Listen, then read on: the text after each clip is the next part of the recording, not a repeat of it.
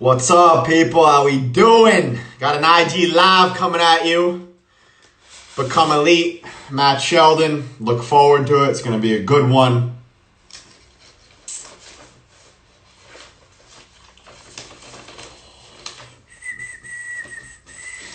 I got a lot of questions from you guys in the comments, in the Q&A. Unfortunately, a lot of the questions that you people have asked, they weren't really very detailed and as relevant as I wanted them to be. So I picked 2 or 3 that were very good questions. And then the other part of the interview is just going to be free flowing. So I appreciate you guys coming on. Thanks, people who say you enjoy my content. I really enjoy your support. I appreciate your support big time. What's up, people? Derek Whittaker. Nice, man. Thanks. I appreciate that. Hollinger. What's up, brother? Franco. Thank you, man. Thank you, man.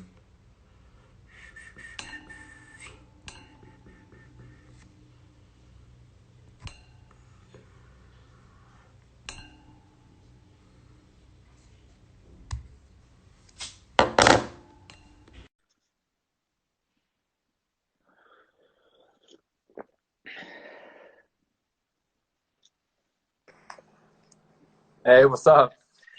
Hey Matt, what's up, man? How you doing? I'm good. I'm good. Just middle of the day right now. I appreciate you doing this late at night. For sure, man. No, I appreciate you coming on. I really appreciate it. Good to finally connect face to face instead of on the phone. I know it's funny. I feel like I know you, so it's like it's funny doing For this. Like we haven't even met in person yet. for sure, same thing, man. But yeah, man. I mean, obviously the quarantine's been talked about a lot. We Most of us see, throughout your content, what you're doing, what's going on. But I just wanted to, ask you a quick update and how things are going, how days are looking, just to, show people what you're doing more in detail behind the scenes. Yeah. No, that's a good kind of like topic. It's definitely weird. It's a weird time, like for everybody. I know around the world, it's definitely really weird. For sure. I like in general, I've just been trying to do as much possible that I can, while being smart. Because it's like for me, honestly, like if it was just a normal time, I would probably be hopping fences, going and training at fields. I would be For doing sure. training with big groups, even if it wasn't supposed to. But since it's like a little kind of like it's dangerous now, it's like yeah, I got to be smart, which I'm sure it's everybody's doing that. But yeah, like Hmm. a typical day for me, it kind of ranges because we have a variety of different things we have to do for our team. So every single morning, wake up around like 8 o'clock in the morning, which is pretty late usually, actually for me usually. So like 8 a.m. Have to weigh in. So I weigh in and then I send in my weight to my team every single morning, so they can keep track of us, making sure we're not gaining 20 pounds during this For time. sure. And then it's pretty much just it depends. Like we'll have some sort of team thing Monday through Friday. So it's either a Zoom tactical session where we're going over our own footage, another team's footage, doing some tactical analysis, or it's a Zoom like workout. And Hmm. that's like with the team. We're all together on Zoom. Trainer has the program, and our coaches just kind of watch us to make sure that we're doing it all right and everything. If we're not doing one of those 2 things, then we have to do the beep test. We have to do the beep test twice a week. So Yeah, that's yeah. been tough, but it's good. Everything like that is like very. I feel like just doing that what the team requires is like maintenance, and then Hmm. soccer they're just saying do as much as you can on your own. So I'll do my own workouts a little bit of my own trainings like 3-4 times a week, a lot with the ball, tight spaces in parking lots. But Hmm. mainly it's just trying to do as much as I can and just try to stay strong, stay fit, stay healthy. So whenever it starts back up, I'm ready.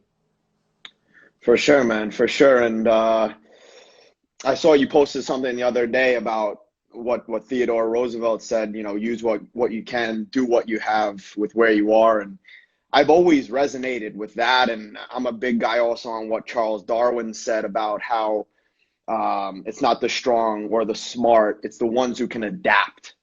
And being on a journey that we're both on, and one that most people who are watching now have seen. I just think it's fascinating how your journey, that's why it's so fascinating what you do, what Sheldon Tweedy does, really showing the highs and the lows, the emotions, the behind the scenes. And if people could kind of resonate with what's going on right now and kind of take themselves back to your days in Germany when you were vlogging. And I was, I was going through those same things, and being able to constantly adapt. Does this period kind of take you back to that time at all where I know you've talked about on your videos a lot, and especially when you also go on vacation, you talk about it.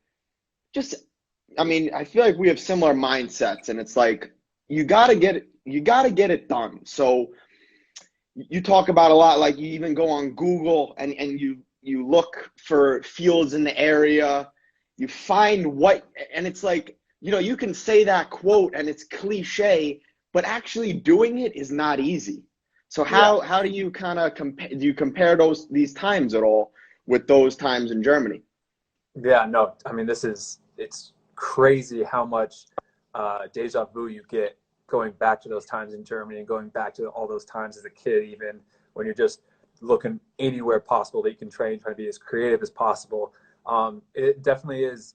It's hard. It's difficult because it's like you can go somewhere and like you want to work on passing, but you don't have a wall or anything to hit the ball against. So you're like, dang it, now I got to adjust my session. But yeah, like what you said with that quote, like it just that quote sums up so much of just, look, everybody's situation is different. Every single one of us might have a good wall. One person might have a bad wall. One person might have a great field. One person might have a bad field. Everyone's got little pros and cons in their setup. Like for me, I'm in a second-story apartment, so it's hard for me to do drills in my actual home because people down below are going to be so mad at me bouncing around, jumping around.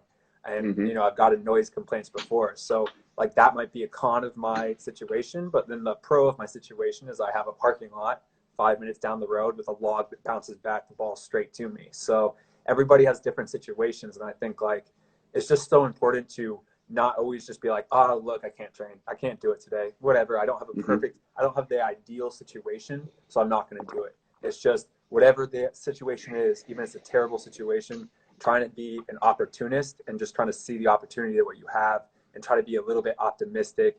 And you can create good training sessions anywhere, because people always comment like, well, Matt's like the CEO of finding awesome training places to train. But it's not like I have like amazing ability to find these places. I just find anything, and then I creatively make a session to work really well in that area. So it looks good. But just as you and everybody that's gone abroad or gone outside of where their comfort zone is to be places, you have to adapt and you have to get very, very creative with your training sessions.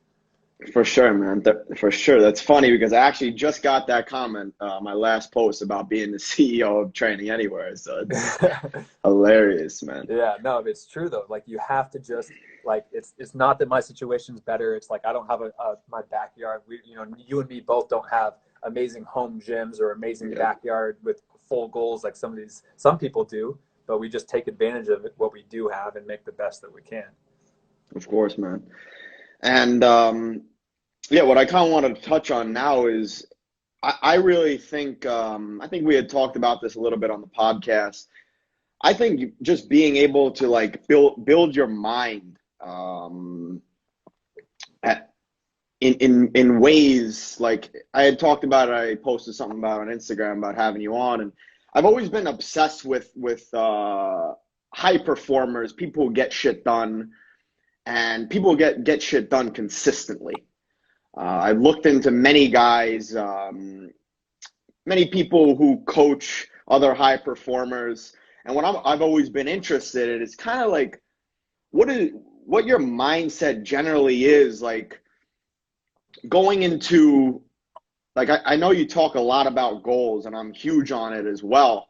And I know you're a big Gary Vee fan, so am I. And I'm all about like the reverse engineering. So at this time, when you kind of go into a week, do you look at it on like a macro scale, or how are you looking at it, like tackling projects? Because I think, when I first started watching, I was amazed at how much you got done in a day.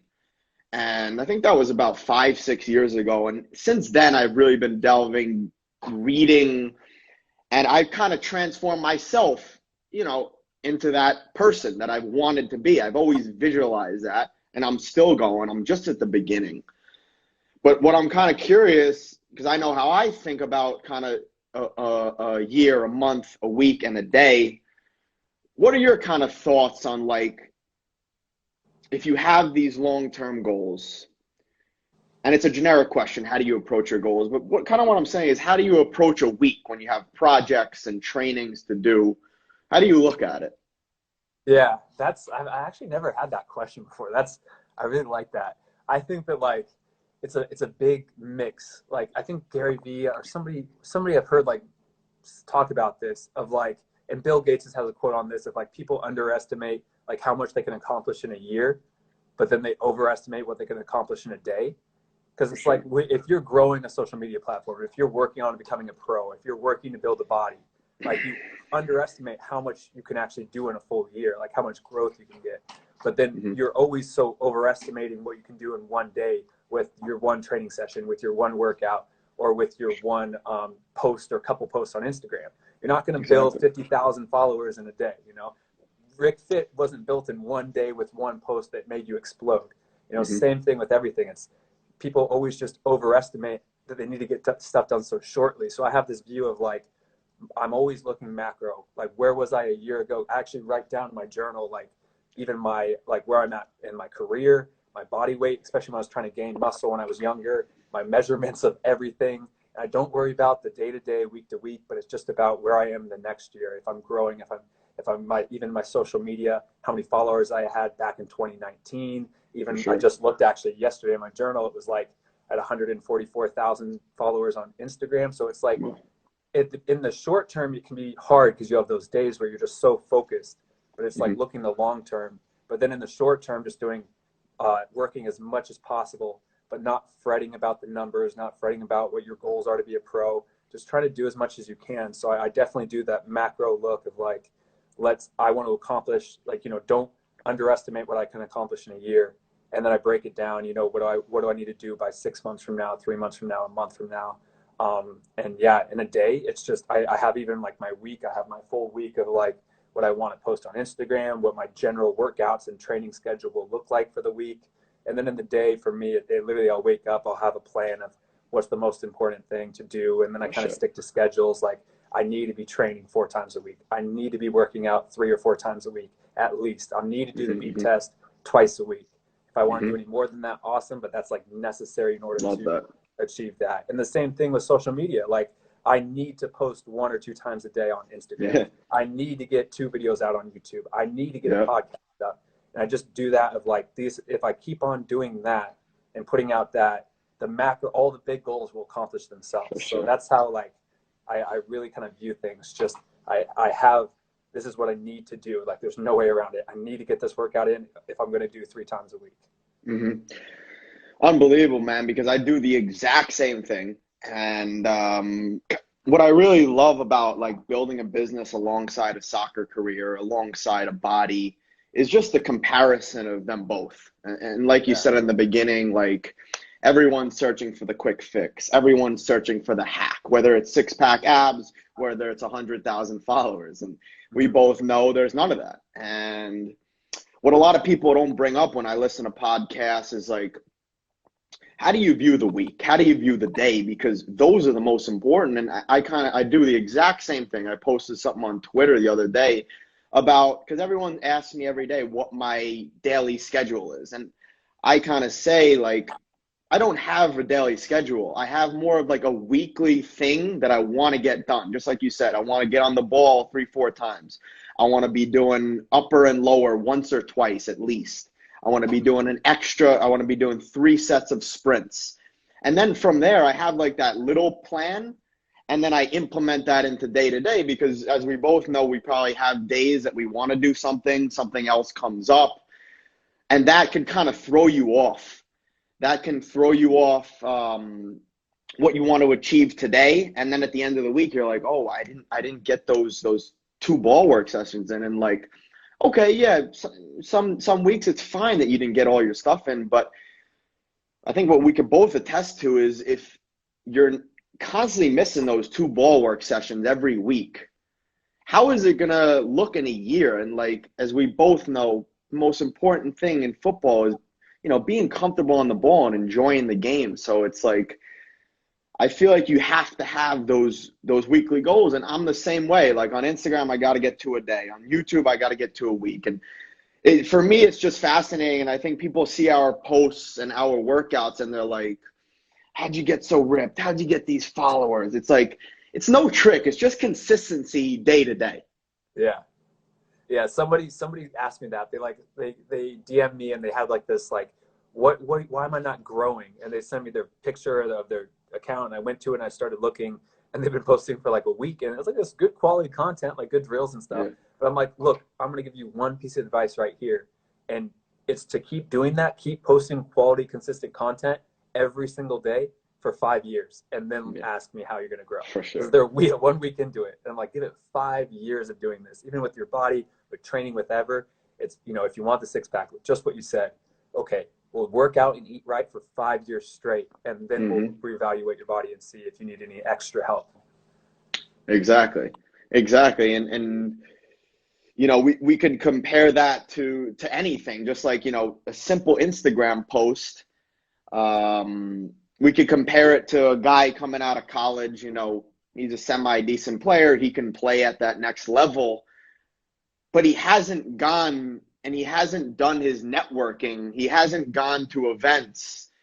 And he's like, why didn't I sign the contract yet? I'm good enough. I'm at the level. And yeah, we believe him. He's at the level. But if he hasn't been persistent consistent over a long period of time, he's never gonna, or she's never gonna get there.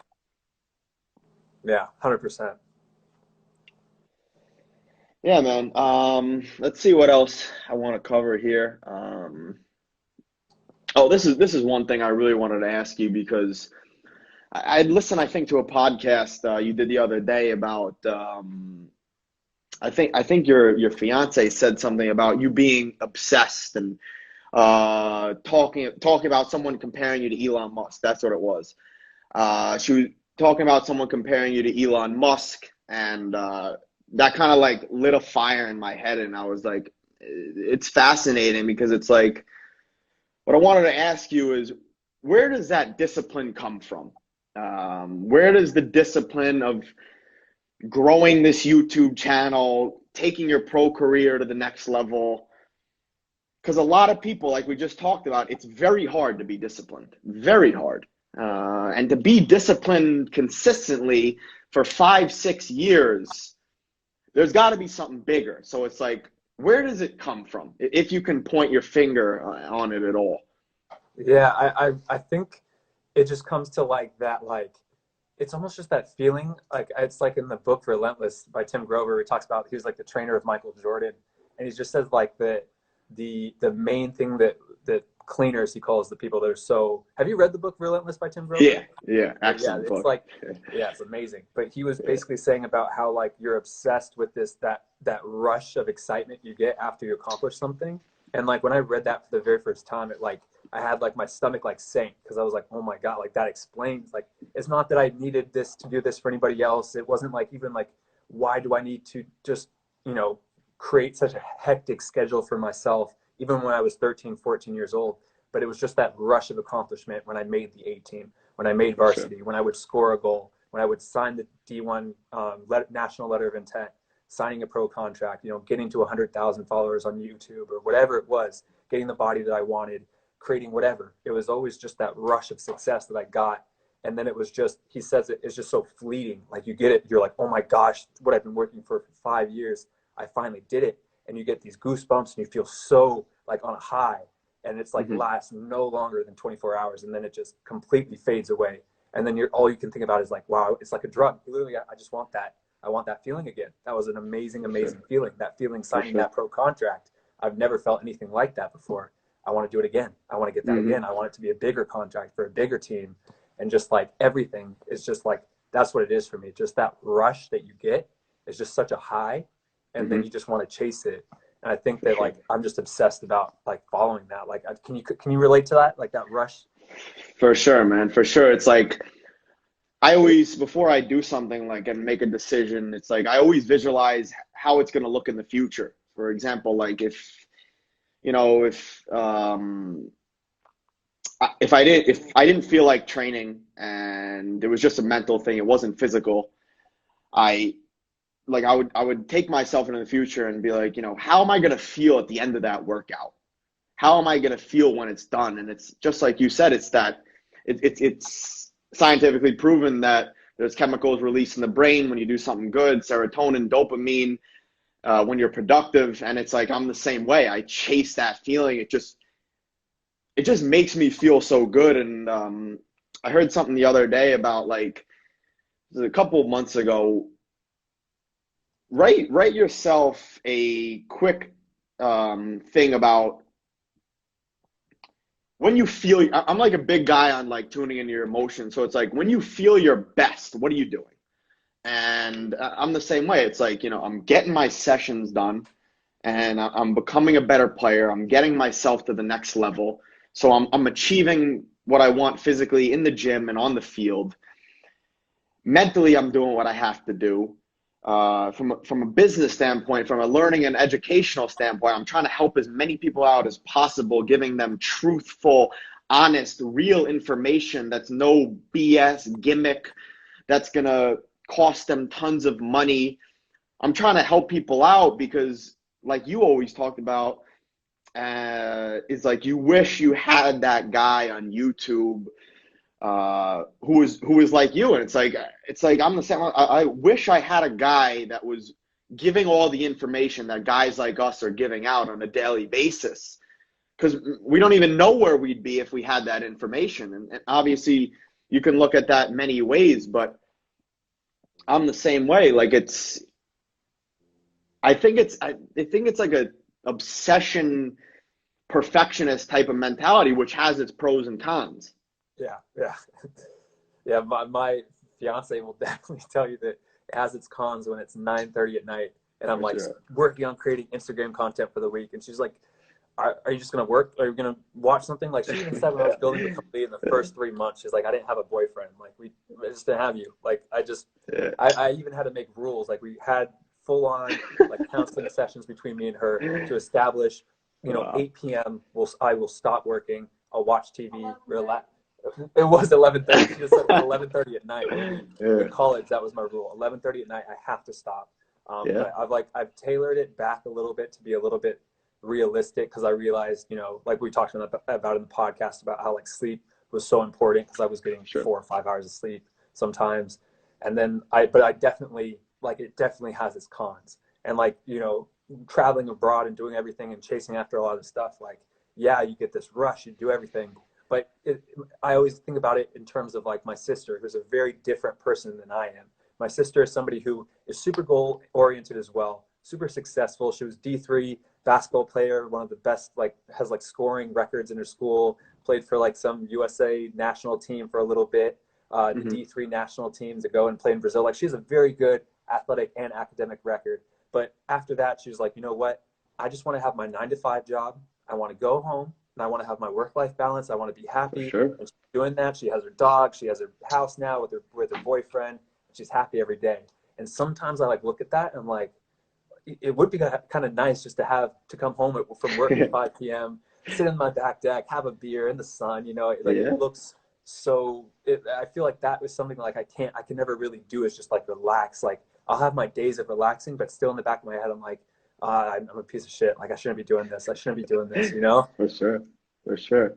No, and I think Gary Vee talks about it all the time. It's like, and I really tune into it. It's like, not everyone is made to be an entrepreneur. Not everyone is made to go after that professional contract, be alone for 2-3 years, sacrifice a lot of family events, a lot of birthdays, a lot of weddings.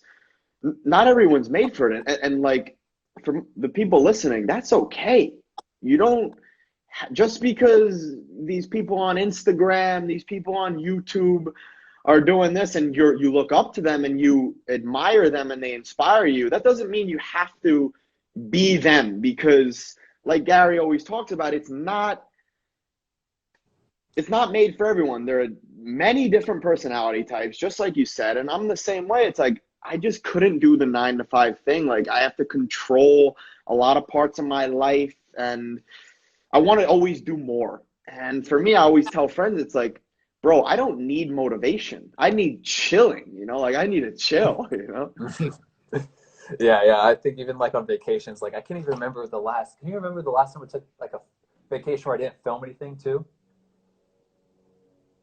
I don't think so. No noise.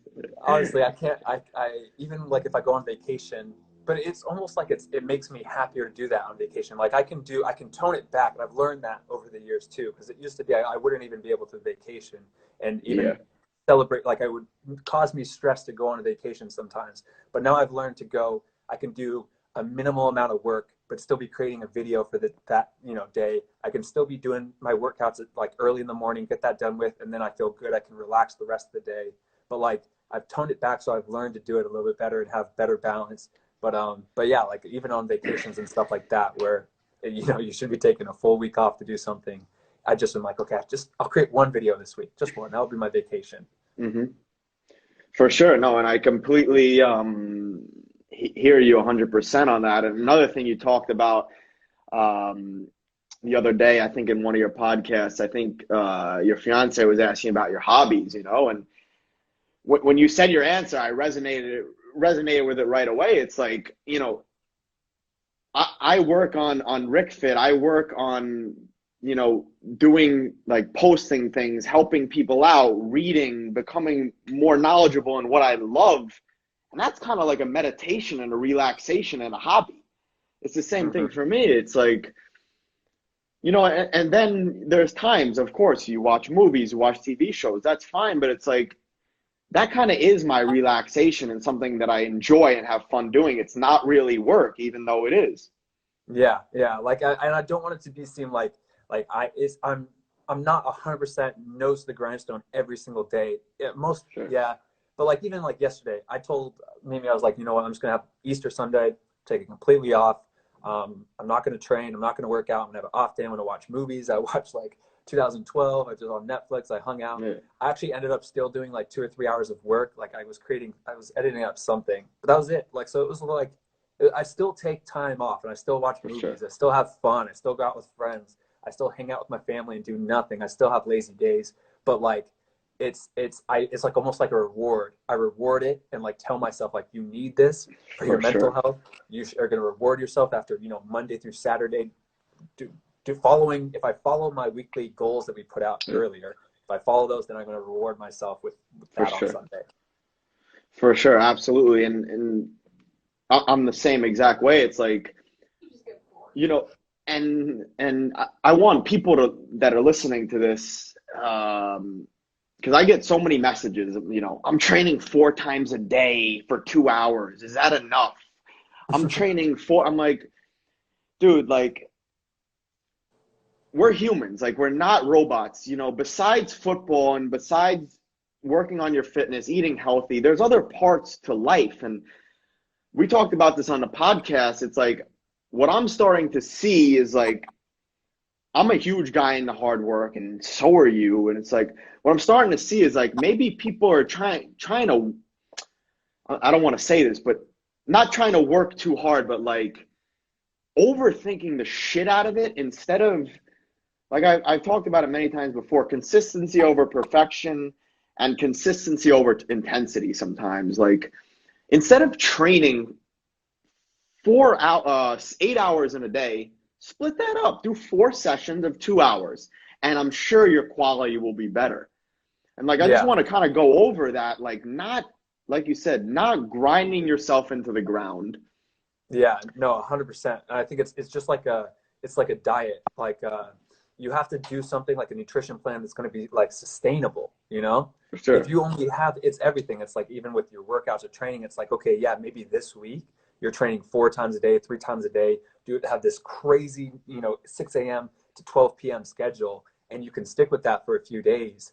and you're going to get amazing results. Yeah. But like what you just said, is it not going to be, it might be better if you're going to fizzle out after 3 or 4 days or hurt yourself, to just be like, okay, I'm going to do my one training session, my one workout. If I'm going to try this out for a couple weeks. If I'm really feeling good, I'll add in maybe an extra little fitness session or do a little bit extra than that, test it, but find something you're going to sustain for the long term. And that's like not only with your workouts and trainings, but same with like, you know, building a social media.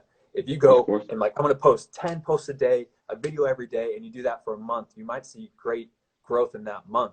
But if you stop for 3 months because you need to completely recharge, you're going to do more harm than good. It'd be better just to do 2 videos. You stick to something you can sustain for 5 years.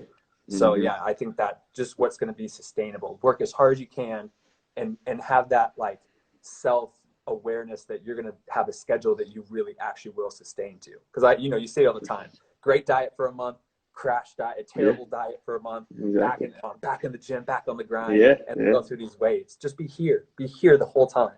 For sure. And I love that you compared that to a diet, because it's like, I always get messages, you know, Rick, I'm going to do keto, man. Like, you believe in it? Like, I'm going to do carnivore. You believe in it?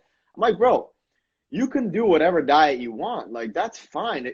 But let me ask you something. Can you sustain that for your rest of your life? Can you weigh your food out for the rest of your life and count your like, you got to figure something that works for you, because once you figure something that works, whether it's your football training schedule, the way you post content and run your business, the way you eat, you have to, like you said, you have to find something that's going to keep you balanced, and you're not going to go through those huge highs and those huge lows, because like you said, you know, you can get shredded in 60 days with a meal plan, but after those 60 days, you might even gain some more weight, because it's going to be harder to find that consistency.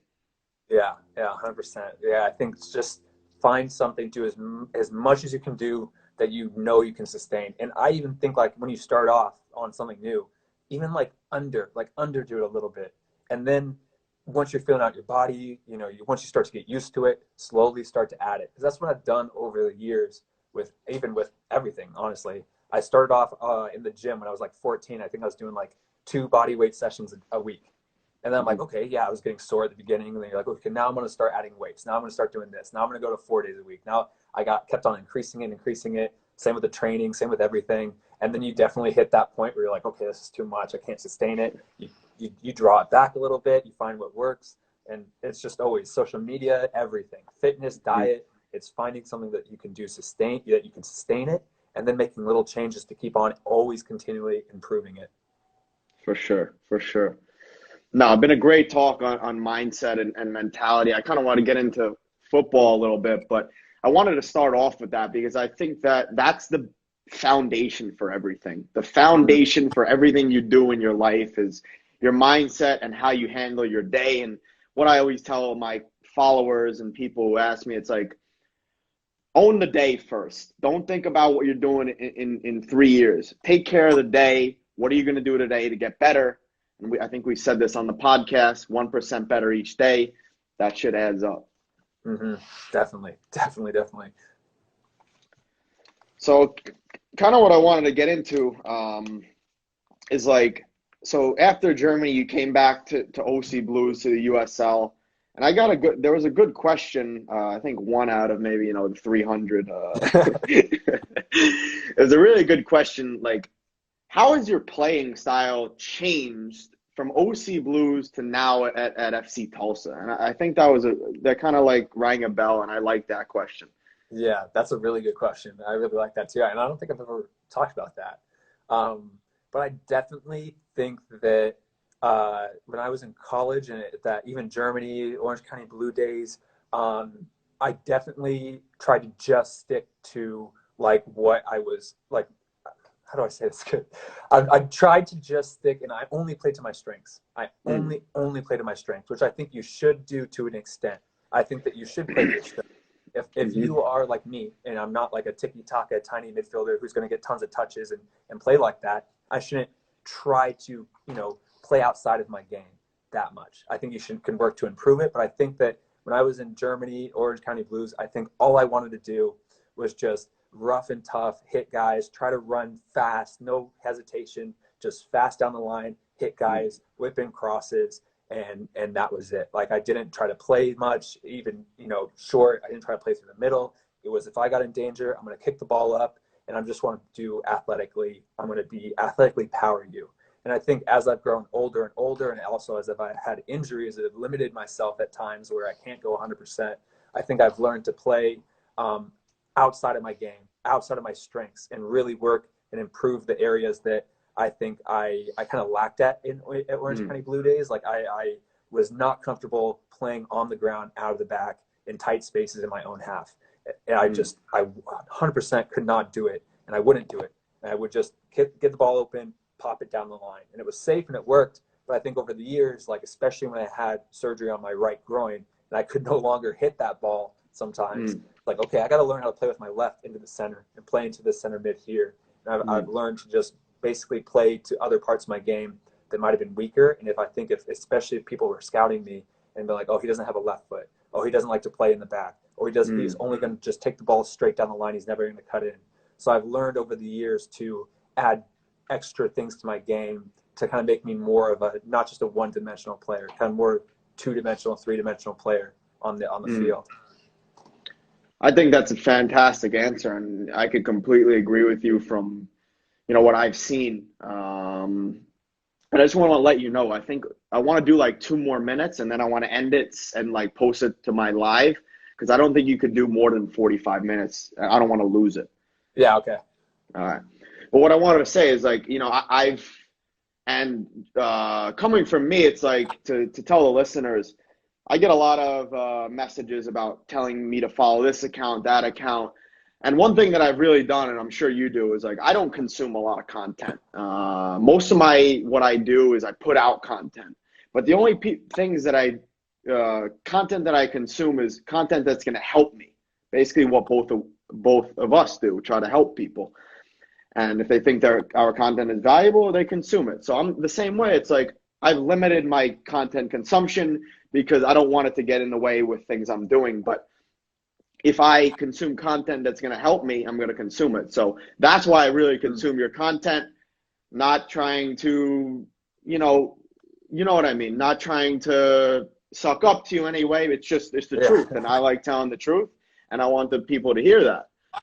So like what I've seen, what I've seen, like, your answer was perfect, man, because it's like, that's what I've seen kind of. And if people don't know this and like recognize this, I'm huge into like pattern recognition. It's like, I've seen a pattern in your content, kind of like you said in the beginning, you were doing more strength workouts, power workouts, working on the box jumps, on this, and you had that athletic ability. And then coming into the USL, like you said, you knew you can play that way. You can play to your strengths.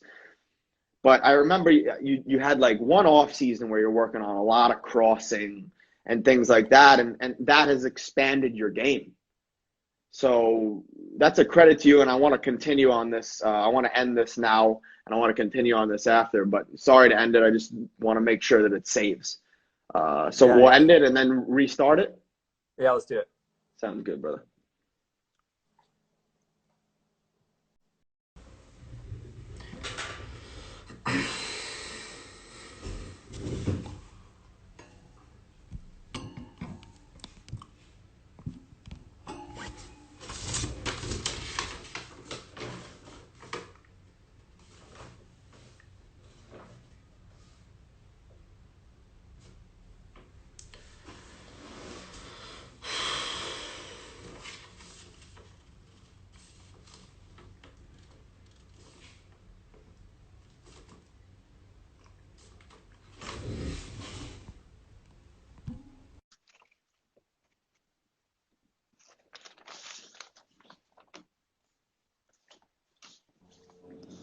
What's up? What's up, man? We're back.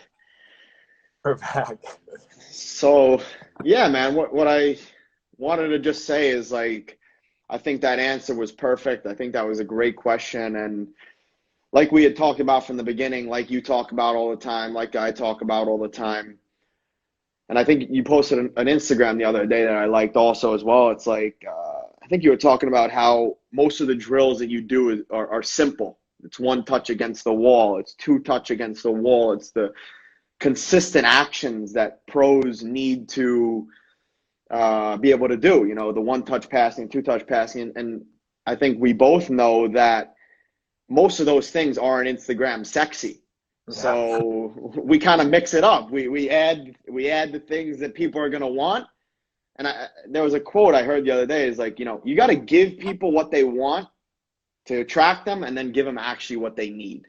Yeah, that's a really, really good quote, and it's true, because it's like I've struggled with that a lot, even on like YouTube, because you know how to how to gain a lot of views. You know what people like. They want the slow mo, the hit the balls through the hula hoops or whatever that goes straight. Exactly. And I'm not gonna lie, like I watch those. They're like, they engage you. They're exciting to watch. But like, it's what you said. You have to balance that of like, and it's hard to balance that of like, how do I get people here and watching, but then also showing them not something that I wouldn't do in my own training. And I always tell myself that, like, I would never post something that I've never actually done on the field and at my own training, because like I've always thought about like my whole YouTube channel, Instagram is like the behind the scenes. And yes, I know that I could be doing stuff to get more attention, but that's not true behind the scenes of like what I initially made the channel and Instagram for. For sure. And thinking about what you're saying, it's like I'm the same exact way. Like I always want to be honest and transparent and never bullshit people. And then like what you said, like I think I remember one of your best YouTube videos that you said you had done, I think was about why soccer players shave their legs. Yeah. And it's like, maybe you didn't think that would get a lot of views, but you know, people like the haircuts, they like the shaved legs, they like the tattoos, but they don't like putting the work in. So it's interesting. No, it's really funny. I literally made that video because I was injured at the time. That was like my first sports hernia. And I had nothing to post. Like I was all out and I hadn't posted for like a week. And I'm like, you know what? I got a question about why do pros shave their legs? I'll just do this real quick, throw it up so I can have a video out. And then all of a sudden, one of my best performing videos, I'm like, that's that. No. But yeah, that was funny. For sure, man. For sure. Yeah, kind of coming to the end. I don't want to take too much of your time. I think it's been great. What do you, obviously when the season comes back, just if you could talk about your goals for the season, what you see with Tulsa, how you see yourself and the team. Just if you'd like to give some information, that's all up to you. Yeah. I definitely think that there's going to be a USL season this year. And I've literally been just going every week as if the season's going to start up next week. Sure. I think it won't be that early, but I've just been kind of like in my mind of like, I just take it week by week. I'm going to assume that it's going to start up next week to stay strong. It helps me stay motivated too, to not think about that I might have to be doing bodyweight workouts and everything at home for the next couple of weeks. But no, I've been having that attitude that it's going to start up any minute. And then once it does, it's just kind of like try to pick up right where I left off. And like, I've always kind of like viewed competition as well, like kind of like do that little motivation of like, you know, try to do more than everybody. Like if I'm on a team, I always try to be the one who's working the hardest, you know, it's like a competition inside myself, while being smart, you know, you don't want to just kill yourself. But I definitely think that you can take advantage of this time, or there might be pros, there might be other players that aren't working out or training as hard. You know, this is a chance to get ahead. So I'm kind of viewing it like that. And I want to kind of just pop right back into my time with FC Tulsa once the season starts up, like right where I left. I mean, on the very first game of the season, had earned the starting role I actually played left back that first game. And so I just want to try to pick up right back there, be the starter again as soon as in that first game. And then I was hoping this season would be the season to have a full game of 20, 30 games under the belt. But I don't know how many games are going to actually be played this season. But my goal is just kind of play 90% of the games whenever we start back up to the end of the season.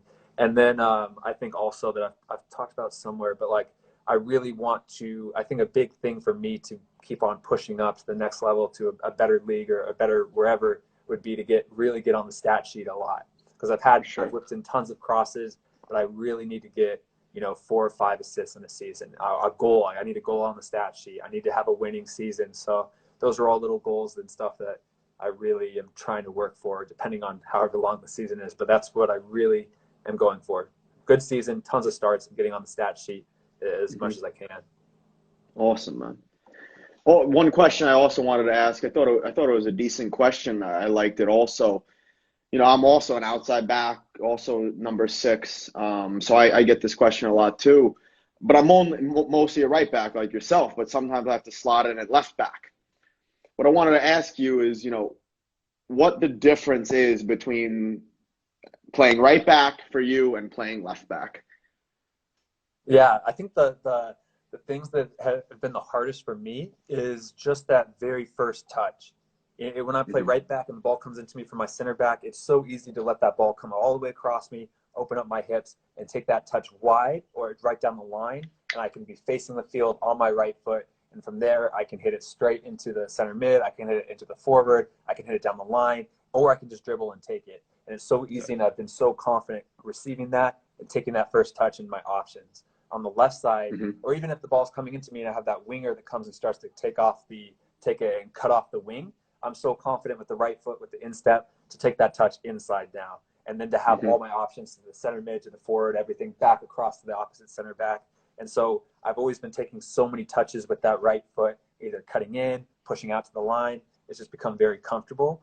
And then I felt like, especially whenever I play on the left, I have to work on it a lot, even outside of training, after training, is receiving that ball from the center back and then using my left foot and not taking it with my right constantly and using the outside of my foot of my right and then closing myself off, but letting the ball come Mm-hmm. across to my left foot, opening up, or taking the touch if that winger cuts off the line to take the touch in with the left foot inside. So it's that first touch Absolutely. that it seems so simple and so easy, but under the Mm-hmm. pressures of a real game with a real pro coming sprinting at you, it's just improving that little tiny, that first touch. Because if I can improve that first touch on the left side, then it's easy to play out the line, play inside. But it's just being confident and getting used to that action. Mm-hmm. For sure, for sure. I completely agree with that. And uh, like we talked about, it's like the simple things like getting a ball from the left center back. He's whipping it into you, on wet grass. It's not, it's not coming slow. It's coming at pace. And like you said, just being able to open the body, open the hips to the line. Like you said, it's a simple thing, but it's something that we take for granted as right backs, as right footers. But like you said, I think once you become comfortable in it, which, I don't think I'll ever be as comfortable opening up with my left, you got to do what you got to do to make yourself comfortable. And like you said, I'm sure you've done it, I've done it. It's like I asked my center back, like, dude, can you just get the ball, ping it into my left foot so I can take the touch forward and either, play a ball down the line or play a long ball. Yeah. And I think it's funny too, like that's what, like even looking back at my training and like how we just were talking about like the last topic about how it's the fundamentals, the easy thing. Like after training, I literally just go out to the field and like if I know I'm going to play left back that next game, I go out to the field. I ask my center back, can you ping in 20 hard balls on the ground laced into me? And all I'm working on, receiving it with the left, opening up, or taking that first touch into the center of the field. And that's it. That's the drill I do for 15 minutes after training ends. And it's like, it's not the craziest, it's not the sexiest for Instagram or whatever, but that's honestly what I do in my training. Absolutely, man. Absolutely. I mean, like we said from the beginning, one of my friends always talks about, he's a coach, it's like, it's about mastering the basics. And I think there's a really good quote about Bruce Lee from it about, mastering, we even talked about this with from the business aspect, like, and just mastering a craft and whatever you do, like mastering the basics, mastering the fundamentals, because once you do that consistently, and you've talked about it on your videos many times, and I always touch on it, it's like, it's the simple things. It's like, all right, Busquets, he gets the ball for 86, 87 minutes of the game, and he's playing back to the other center back. He's playing it to the left back. But 88th minute comes around, he zings a ball into Suarez. He lays it back to Messi, and they get a chance and they score. It's like, man, Busquets. But he was playing simple the whole game, and he's not the most fancy player, so he does play simple. But picking out those moments, like, to do those special things, I think are very important. Yeah. And I actually had a video that was like a full clickbait video. It was like, the title was like, every crazy, like amazing skill move in this game. It was like it was Yeah. like Barcelona or somebody. I can't remember the game, but like the whole video, I think there was just like 3 step overs done the entire game. There's one guy did a double step over, another player did 1 step over and pushed it, and then another guy did like a step over and cut the ball back. And like the whole point of the video was like, look, like, yes, I think it's good to work in ball mastery, crazy. I don't think it's wrong to go out and practice it, but you just have to know that in a game, 99% of your actions are going to be 1, 2 touch, or if you do take somebody on, it's going to be a simple body feint, step over, and go. The craziest stuff has a lot of margin of error, and you keep on losing the ball, like then your teammates are going to get very mad at you, and you might even lose your spot. It's all about being consistent, but also having that little time, that 10% of the time to do something crazy that's going to work out and try something.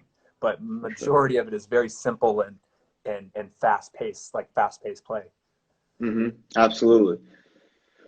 What I wanted to also ask you, kind of going off position specific stuff is like, when you go into a match, how do you kind of like break down the game? Because I know I'm sure you break down stuff. I'm similar, like breaking down mentally. It's, for example, like, yeah, I'm going in for the first 10 minutes of the game.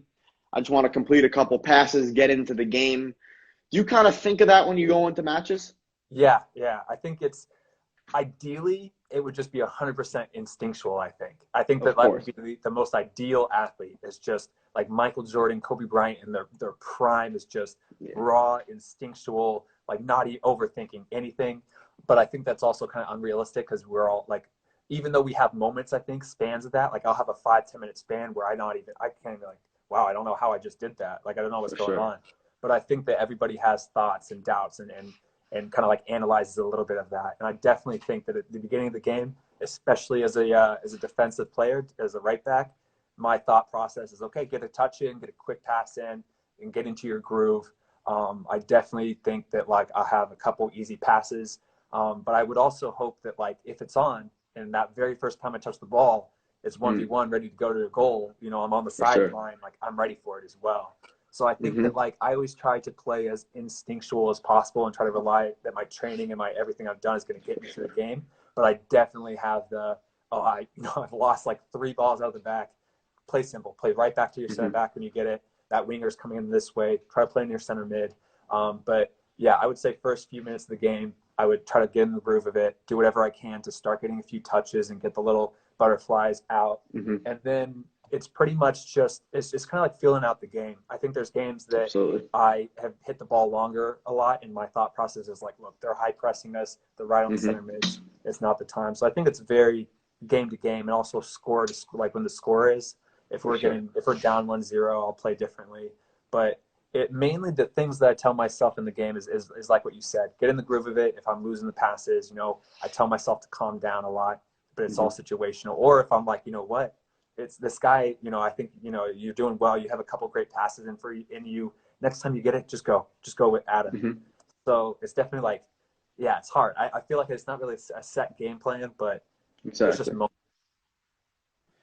Yeah, no, 2 really great things I like in that. Like the first one was, talking about how you want to rely on your training. And I think that's a big thing for people, especially in this day and age with tons of content out there. Like, individual training is fantastic and doing the extras are fantastic. But the main reason you do it is to be ready for game day. And like you said, you want to be ready for game day. So you're doing those reps like you talked about just before. You're doing you're maybe 3-4 sessions that week. You're playing left back. All right, I'm getting those 80 reps in. I'm getting those 100 reps in, and you're training for that. You're training for the game. And right now, I know we don't have matches, we don't have trainings right now, but I think one of the most important things that I've learned over the years is like, training smart, and training smart is training for the game, training for your position, and not overdoing things that you don't need to do. And basically what you said, kind of what I want to get into without going off topic, is like being able to get into a flow and more of a subconscious without thinking, like you said, and without over planning and overthinking. You've already done the reps, so it's going to happen for you. Yeah, I definitely think like a big example is like when that ball comes fizzed in. I always think of that, like especially if you're building out and the ball's coming For sure. fizzing in from like your center back. That that first touch, like sometimes you can tell yourself, like, look, this winger has came in here 10 times on the wing. I'm going to try to plan ahead, and that next touch most likely I'm going to take it this way, so then I can play into my center mid or play into my forward. But at the same time, like if that ball does come in, and then for whatever reason the winger comes in from a different angle and is now pressuring you and cutting off the center mid, like it's all I hope that that training of the tons of reps that I've done taking the ball down the line and in the inside, at that moment it's just all instinct. I'm just going to now, instead of going inside, I recognize it in a split second, and now I'm pushing the ball down the line. And so it's like Absolutely. that combination of like planning ahead and being ready for it and self-talk and recognizing the patterns of the game, but also at the same time not thinking. And it's such a weird balance because I don't For think sure. one way is right and one way is the wrong way to just be like, I think it's wrong to say you play 100% instinctual. And I think it's wrong to say, no, you have to plan out everything. It's such a weird Completely agree with balance. that. Yeah, play to play. Absolutely, because we've all heard, know what you're going to do before you get the ball. And like you just said, you're expecting to get that ball from the left center back. If the guy's pressuring you this way, all right, I'm taking it down the line. But hey, maybe, he decides to pressure me from this angle. So I do have to take it to the middle. And like you said, that combination of knowing that step, but also having those reps in your head that you can take it to the middle if you need to. Yeah, yeah, it's weird. It's hard to explain for like if you haven't really kind of dealt with it. But yeah, it's cool. It's the first time I've actually It's kind of part like of the really, game. yeah, it's part of the game. Yeah, Yeah, I mean, I think it's part of why we love it. You just have to problem solve. yeah, yeah, definitely. But yeah, just the last thing I kind of want to touch on for people. I like this question. What are the most important qualities specifically for an outside back at the USL Championship level? hmm Yeah, I get this all the time of like, okay, I'm this. I want to get the qualities. Like, what are the best attributes? And I do like it. And I think that there's definitely things that every single like there's trends of the positions. For There sure. is general trends. There's a general trend that midfielders are better with like just their distribution. They have a little bit better vision. They can play. They're more comfortable playing in tight areas with the guy on their back. I do think there's trends, even for an For sure. outside back, especially in the modern day fullback. There's trends of that we can have the work rate to go up and down the field, that we can whip it across, that we can take on somebody. We're good 1v1 defenders. And there's trends at every position. But I think that, like, again, that most people already kind of know those trends. I feel like it's not to overthink it. A fullback that has to be good at crossing. That they're not going to have to work that much on bicycle kicks or, finishing one-on-one. I do Yeah. think you can still work on everything just because, like, I'll step into shooting drills and take some shooting reps and stuff. But I think everybody does, if you know soccer even a little bit, the trends of every position. And I don't think Exactly. you should overthink it too much. And I think that my advice is always like, look, like don't focus too much on the trends, because even if I say the trends of a normal fullback, just as easily, there's fullbacks that don't fit the normal trend of a fullback that do great and play at a higher level than I do. Absolutely. Same thing, you can have a center mid that plays completely different than a different center mid, but they're both great players in the Premier League. So I do think there's trends, and I think that you should have to look at yourself and what you're good at and how you fit into the position and how you make it your own position and how you play it. But for the attributes, I kind of just tell people, like, just work on what you think you need to work on. It's the best is a self-analysis of you. Like for me, when I was playing fullback in Orange County, I needed to work on crossing. My crosses were shit. They were terrible. I couldn't find a guy in the box to save my life. And then I needed to work on also playing out of the back. Those were areas. And now if someone said, oh, no, the modern day fullback, they need to get up and do 1v1 dribbling, it's like, that's what I was already kind of good at. That's what my For strengths sure. are. So I think it's so much of like recognizing the trends, recognizing what your game needs, recognizing how you fit into the position and your character traits. So it's a lot, but again, it's always hard. It's not like, I wish I could give one answer and be like, fullbacks Absolutely. is this, and this, but it's usually not that easy. For sure. No, and just to follow up on that, I completely agree with everything you just said. And then it's like with everything, you got to find yourself. You got to find what you're strong at, what you need to get better at, like you just talked about before. And then I think one of the most important things why the game is so beautiful is because it's an opinion game. you have some teams that play this system. You have some teams that play that system. You have, you're going to fit in with that coach. Like, if you have the foundation down and you're at the next level and you're mastered the basics, there's got to be something that differs you. And if you have 2 or 3 things that differ you and it fits into that coach's plan, you're going to be on the pitch. And like as we both know, sometimes there's no real answer that we can pinpoint. Like you said, it's just like stereotypes of a person. There's going to be stereotypes for a fullback, stereotypes for a center defensive mid, stereotypes for a winger. But you got to find what makes you unique and you different that's going to fit into that coach's system and the way he wants to play, because that's why football is so beautiful. It's an art and it's problem solving. And if you fit in, and that's what's so great about always keeping fit and always keeping ready, because you never know, like they always say, you never know who's going to see you. You never know when you're going to get your opportunity, and you never know if you're going to fit into that coach's plans. Yeah, because I've been on trials and I've tried out for their fullback position, and they've like come up to me and said like, look, like you're definitely athletic, you're definitely strong, you definitely can get up the field and whip in crosses, but we're looking for that guy more. We want they basically said they want somebody a little bit more even defensive minded. And then you look at their team that season and they have a 6'3" outside back. And you're kind of like, like that's what they're looking for. Yeah. And then even same for Orange County Blues, I fit at that moment in my career. It was a perfect fit. The coach wanted that he wanted me every time I got the ball, open up the hips, pump it down the line, go down the line, be fast, English style. Let's pump it. Let's go. Let's try to find the fast people up top. And like at that moment, it worked great for me. And then I think that's why I've also added an extra dimension, is because I went to St. Louis with Preki, the coach there, and he was all about building out of the back. He didn't want the ball to leave the pitch. So it's kind of like those attributes. It's hard. It varies from coach to coach. In the same league, even in the USL, 2 completely different coaches wanting me to play completely different ways. And so it's like what you said, of building that foundation, having the basics of where you can do both, and just kind of also tailoring it a little bit to what the coach says, finding what you're good at. And it's just it's a weird, this is why you love it, is because there is no one answer.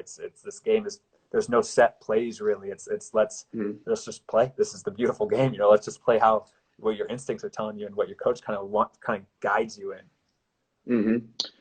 For sure. And I remember, Israel's been a place where it's different. Like, I've never seen so many people yell at each other on the pitch. And I remember like everyone's blaming the other. And I remember every game I would just say to these guys in the huddle, it's like, let's just go out and enjoy. Why are we here? We want to have fun. We want to enjoy the game, and I talk about this with my friends all the time. Like, if the guy takes a bad dribble, if he makes a bad pass, he knows. So why are you getting on him? Like, let's go out, let's enjoy, and we're trying to get the 3 points. Like, I understand if you're angry at the guy, that's fine, but we don't need the nagging the whole game.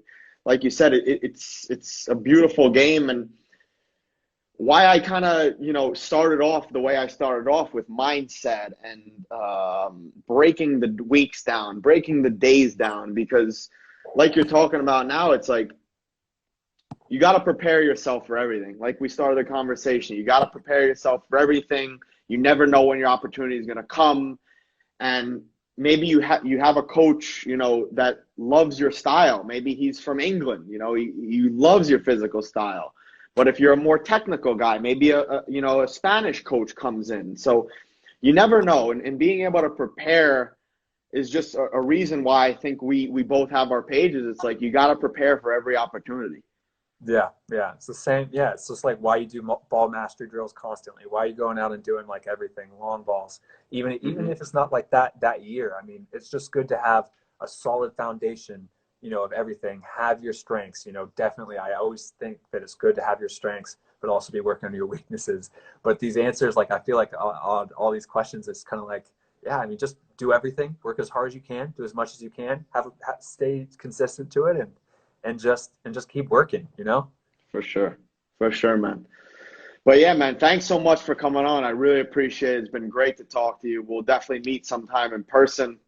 I wish you, stay healthy. I wish you a great season, and we'll talk soon, man. Yeah, I appreciate it. Appreciate you having me on the live too. This is fun. So yeah, for sure, it was great. Hopefully we're all back playing and training with the teams and everything here soon. For sure, brother. For sure. Be good. Stay safe. Stay healthy, man. Yeah, and keep posting good content. You too, brother. You too. Try to get on that YouTube game, man. It ain't easy. I know. I saw you stepping up the vlogs. Step by step, man. Yeah, that's awesome. All right, brother. Peace out. All right, see ya.